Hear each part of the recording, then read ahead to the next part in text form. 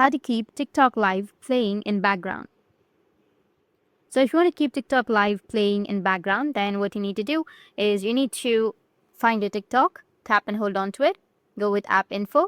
And here, if you scroll down, then you may have an option of picture in picture. In some Android devices, you will have that option. So you need to find picture in picture option and make sure that you've turned on that option.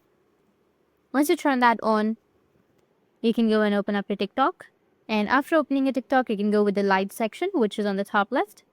Then once you're in the live section, you need to just go back, press the back button, or just simply go with the middle button, which is on the bottom. And on the top, as you can see, that the live video is playing. I've just paused it because my microphone won't work if it's playing. So that's it. You'll be able to listen to your TikTok live. You can play it in the background. And if you have any questions, feel free to comment below. Thanks for watching.